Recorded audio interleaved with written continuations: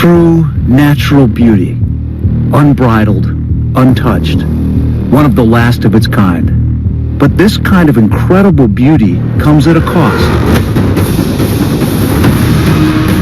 5 countries, 5 incredible real stories of adventure, danger, and deceit. These are the last lands, the national parks around the world that have to be saved.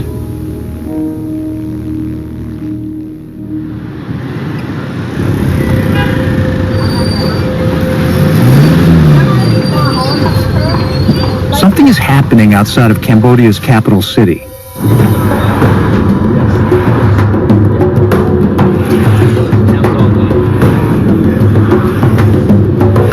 To document it, we're going beyond the city's growing economy, its expanding factories. Cambodia actually has one of the highest deforestation rates in the world. But ironically, on paper, the country is supposed to be made up of stunning nature reserves. We've hired local fixer and journalist Sri Vuda. He says there's a place where we can see what's really happening here. Where are we going now? Right now we are going to the Bottom Sako National Park. Bottom Sako is about 500,000 acres of land, a 6-hour drive from the city. It was declared protected in the early 90s, but for years now, companies based out here have stopped journalists from filming in the park. You can't see them in the back. I have a tinted window in the back as well. Yeah, that's what I mean, yeah. Vuda says guards often stop them. The first procedure, they will ask us to delete everything, as they normally do like that, if they catch us. But he thinks he can take us in, discreetly. Camera down. Vuda says there are companies building out here, and that they have private security patrolling the roads. So you think we should not even open the windows to shoot? No. That's why we have the tinted window. But we ready with the camera. Company security guards with the military uniform right in front of us on the right. You can see a lot of construction and buildings out there. You can see that big building up there? Yes. What is that then? Is that like a city? That's a small city, Chinese city. Huh. It's pretty much all Chinese companies based there? Yeah. Finally, we spot some forestry. But as we begin to hike through, we see what has happened to this park.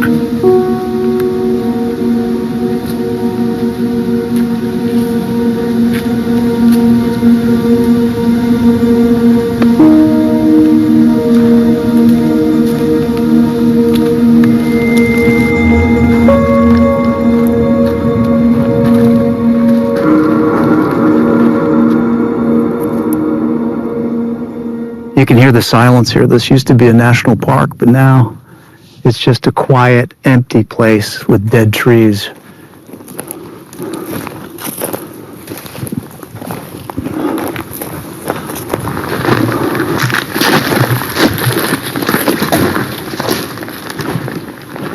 What they do here is they come and they cut down the most valuable ones, haul them off for a lot of money. The ones that don't have that value, they just burn them and leave them behind. In fact, you can see in the distance all this smoke that's rising out of that beautiful forest. Despite being protected, recently revealed documents show that over 80% of the park had been sold over the years to private companies. It's hard to tell where these concessions begin and where they end.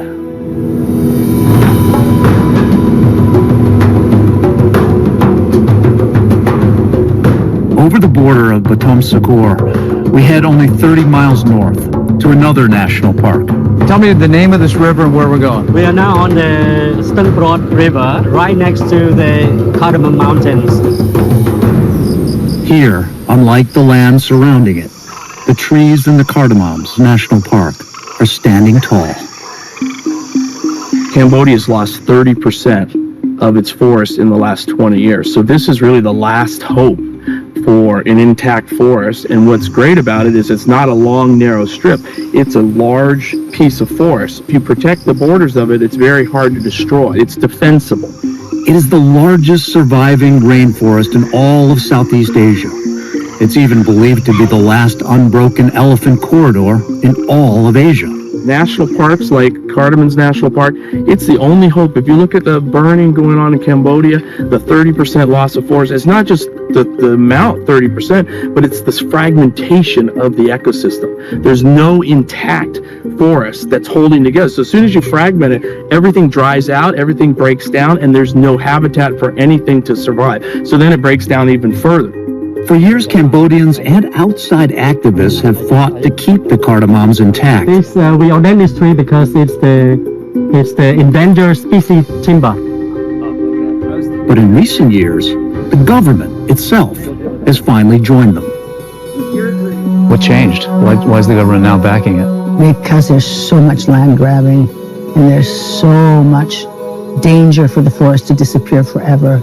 And a lot of the people grabbing the land are high level, even military, that the Prime Minister has decided to counterattack.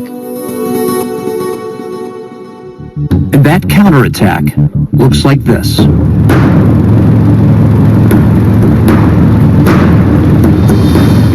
A small army of park rangers, many are armed. Organized and operated by the Wildlife Alliance. They work with dozens of Cambodian rangers and employ retired foreign soldiers from around the world, including some former special forces. Eddie Lefter was once a member of the French Foreign Legion. Out here, he is in charge. It's changed the direction. They are here to survey and combat illegal logging and poaching in the cardamoms. So here is the illegal logging, or here is illegal logging. So we knew how to go, yeah? And who remember this map? 150,000, what does the score represent?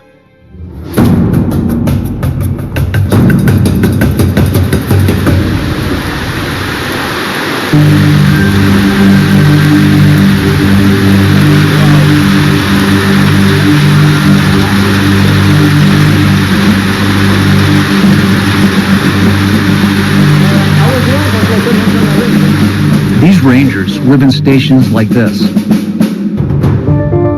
scattered throughout the park.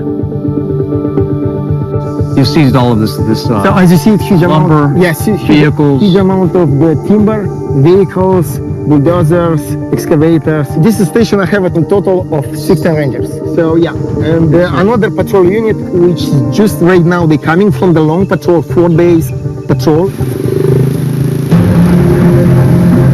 Wow. John, go under the station,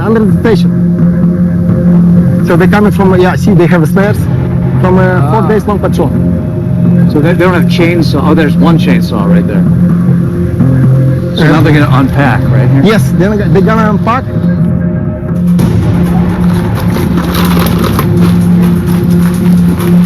They return with 8 confiscated chainsaws, several snares used for poaching, even some homemade guns. Explain. You were out there with them, right? Yeah, right. So you come weaponed every time where you go. You bring. Yeah, we have military police join us all the time because most of the offender they form military, they form army, so therefore we have to have them as our security.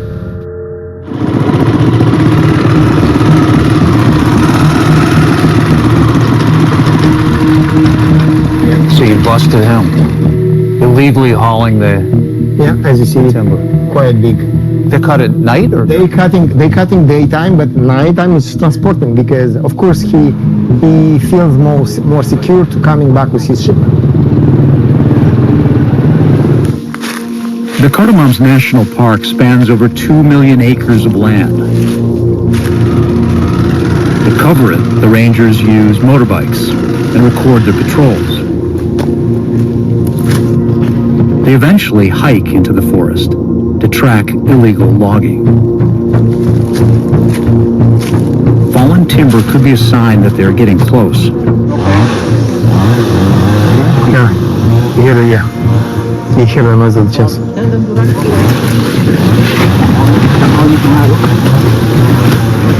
This time, the culprits don't hear the rangers coming. Oh, they're running. Yeah, they're running. Chop, chop,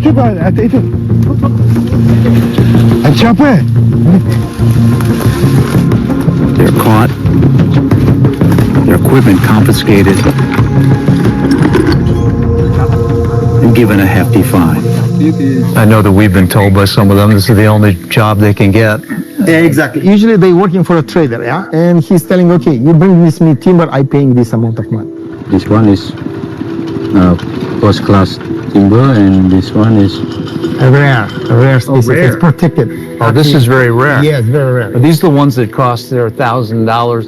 And Phnom Penh should be over $1,000 per cubic meter. And the whole program, it's about 200, includes me, we are 210 rangers. 210 rangers, is that enough? No, it's not enough. Definitely it's not How many do you need? enough. I think maybe even another 200. We're gonna head about 2 hours down the road now to another patrol area. Here is one of the main evidence store, which from all different stations.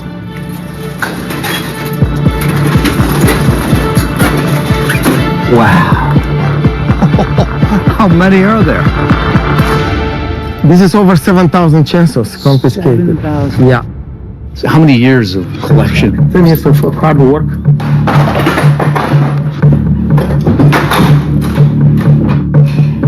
All these chainsaws, you can imagine how much forest destruction.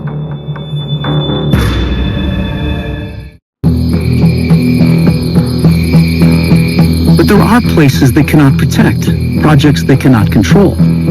Hydropower plants. This is the road heading down to the dam that was actually built by the Chinese. We're kind of trying to get the clearance right now to go through. This is the dam that is sitting in the middle of this beautiful park. It's the exception to saving the park. They need it for the water, they need it for the energy, and the government says you got to put it in. We just talked with the 3 military officer. Supervisor came out and said that we are not allowed to get into the hydropower dam. So to see it, we went by helicopter.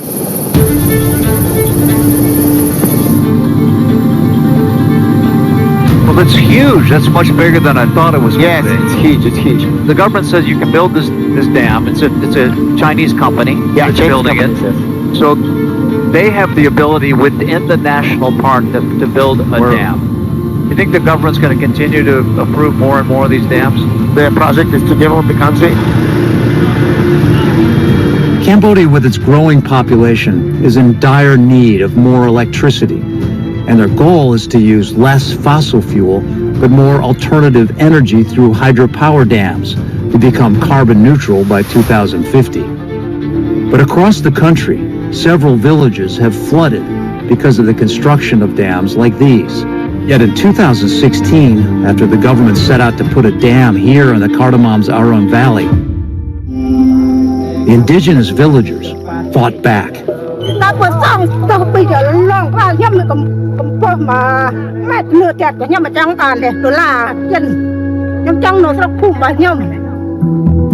Remarkably, they won. One of the instrumental protesters was Rim Sao Si, a member of the indigenous Chong community.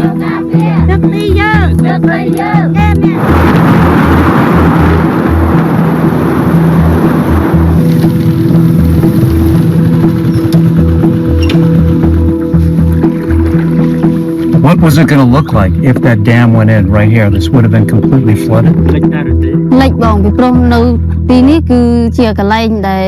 How were you able to stop the government from doing this? The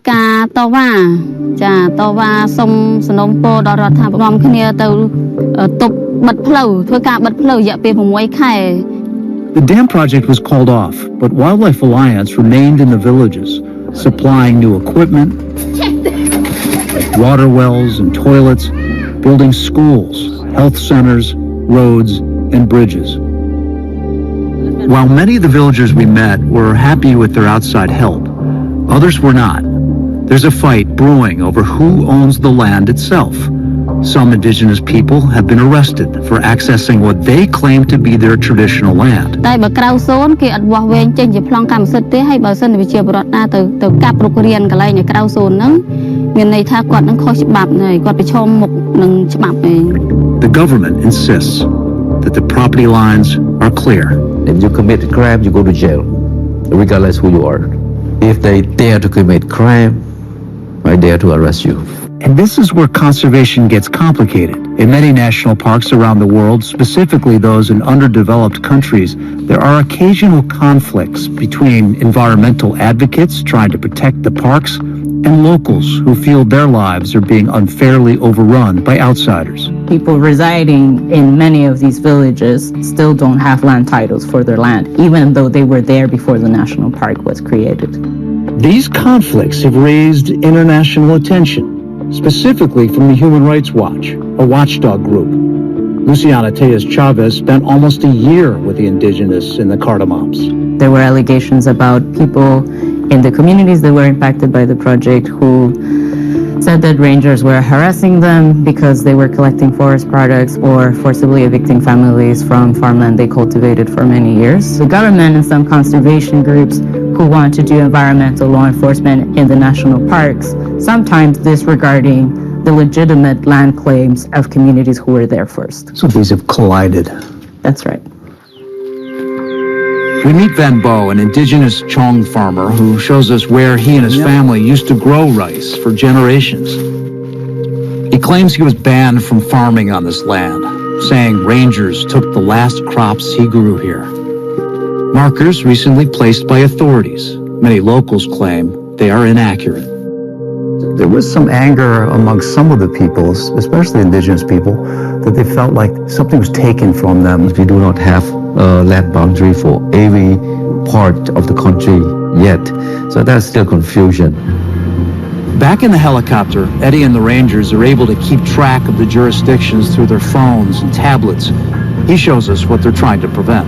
There. This is called slash and burn agriculture, using fire to turn parts of the forest into farmland. That was illegal burning? Yes. So they're already outside of the community boundary. There are some villagers, they want to grab more land, which is state land, which is inside of national park. The destruction of these forests may not only impact Cambodia, but all of us around the world. Fewer trees lead to less absorption of CO2, which would cause higher temperatures. All of it can be felt in our own backyards. What about the outside world that want to do something for Cambodia? If people want to donate and support what's happening in this country, some have concerns that the money may end up in the hands of government officials. Or Try me. Try you? Yeah, try the environment, Ministry of Environment. I don't say that we are perfect. I don't say that Cambodia is perfect, but Cambodia is doing it, moving toward clean Cambodia. While forests inside the Cardamoms are being fought for, Cambodia's Deputy Prime Minister admits that large deforestation, at least outside of the Cardamoms, will continue. Given the fact the history here, is it hard to slow it down? The kind of development that would be threatening the forests, the national parks? We cannot afford to slow down the economic development of our country. Cambodia has been established for 30 years, so I need all kinds of resources to rebuild Cambodia from scratch. What he is talking about is the Khmer Rouge genocide that began in 1975. That year, the Communist Party, led by Pol Pot, suddenly ordered millions of citizens to march out of the cities into the countryside. Through execution, torture, or starvation, up to 2 million people were killed. Counterattacks against the aggressors were launched by our people. The regime ended in 1979, and since then it's been a difficult road to attract foreign investments. The economy is just starting to bounce back. Back at Batom Sakor, we see the impact of the economic concession. Let's go to find a place before they spot us. Before drone, yeah.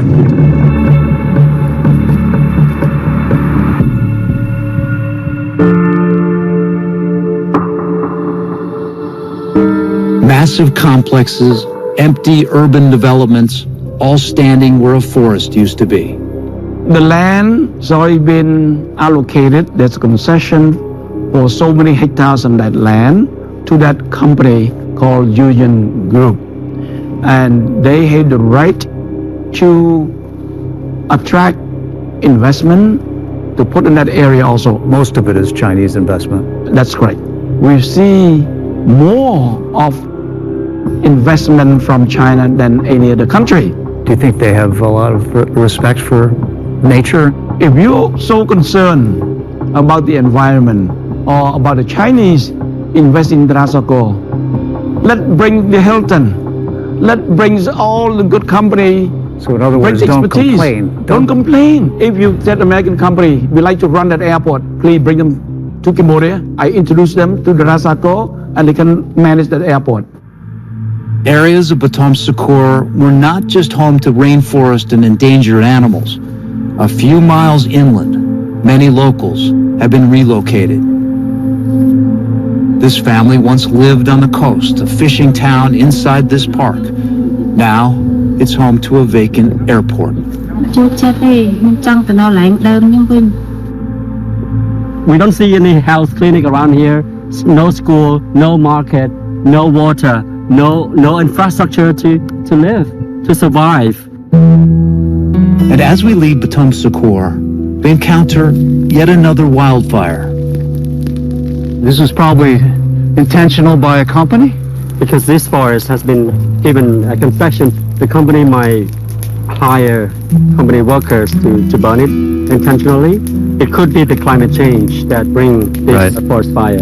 With more investments and developments inching closer and closer to the still protected lands, like the Cardamoms National Park, can the government really stop it? Do you think that will be protected forever? It's the national park that been designated through the royal decree of His Majesty the King. So I assume and I hope and expect that the park will continue to be there.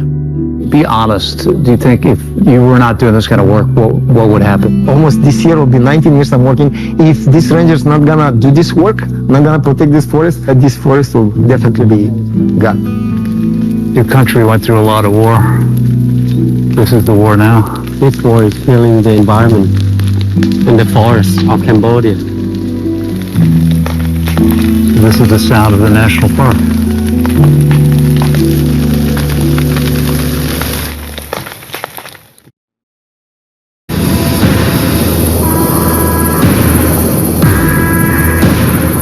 This is a world